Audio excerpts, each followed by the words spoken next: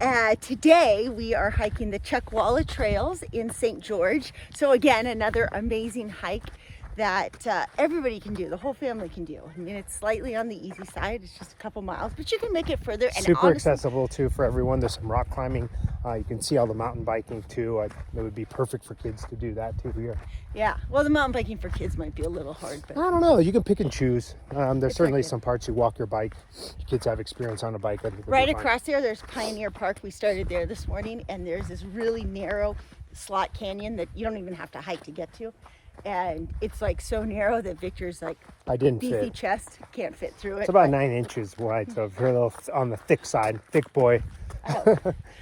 All that benching didn't pay off. So we just wanted to keep this one short, keep feeding you a little bit of inspiration, and try to keep it relative to whatever we're feeling or experiencing through our travels. And so one of them is like, why is this? So today we're going to talk about 3 things we've learned while traveling, right? Or like, why is this, like, ask Victor, why is this so much more successful this time?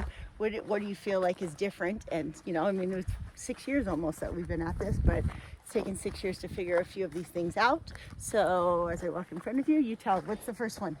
Security is an illusion. Yeah, I think one of the biggest things is that I want to convey to you is that you might feel that being in a home, if you're at all thinking about full-timing, of course, this is a super tough time for everyone.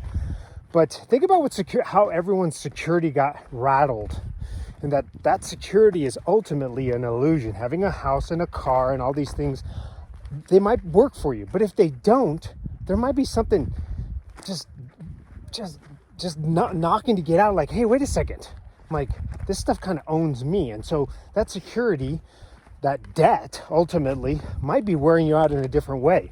So try to think of it completely different, right? Yeah. What was number 2 we talked about? Well, I have short-term memory loss, so I don't know. It was like a whole 5 minutes ago. Yeah. What was the have a plan if you decide to do this. Don't think that you're going to go... Let me just say real quick that 4-letter word has almost... That's a bad word with me.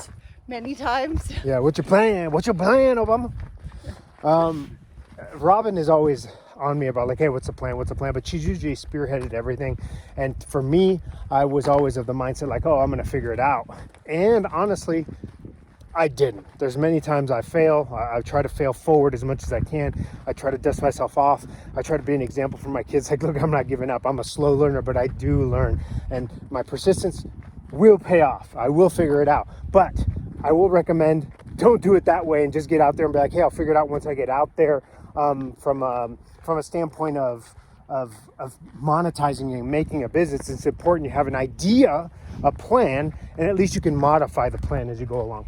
And honestly, one of the big things that's tied to that is having the plan of the type of traveler you are, because I can tell you from before, our mistake was that we always traveled too fast, and I knew it, but because Victor always had this cup on security, I didn't really have this choice or chance, because it was always like, okay, like we can go on a road trip, we can move, but then we got to get to San Diego because that's our home base. We still lived in our RV in San Diego, but we stayed there rooted for large chunks of time to make money.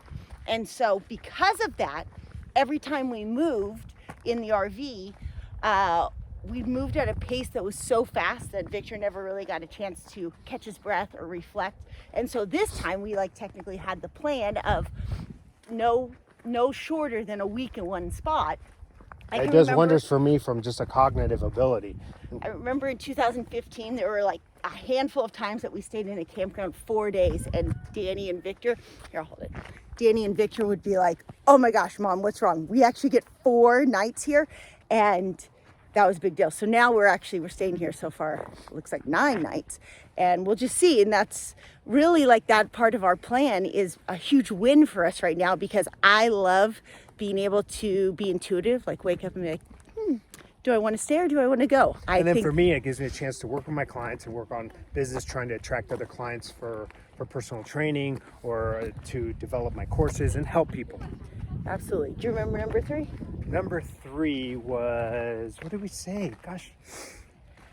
Oh, problems on the road. Yeah, don't think that going on the road is going to solve your problems. You're just going to take your problems on the road. So if you're having trouble in a relationship, before you go on the road thinking that's going to solve it. Work on it before you take those problems on the road, and add a limited amount of space, limited amount of income potentially, and then again, personality differences. You might be simplifying your life in some ways, but you're actually making it much more complex in a lot of other ways. If you and your spouse are on the same page as far as like what fulfillment means to you, I mean, it's taken us a long time. Even doing this hike, Victor is saying how, like, wow, this is so great. You know, we're in St. George in winter, so it's really nice weather, even though it snowed on the mountains last night. In St. George, it's 50 and a little cold, you know, I got my jacket on and runny nose, but it's still beautiful weather. And so he's like, wow, this is great. We should be here. Wait.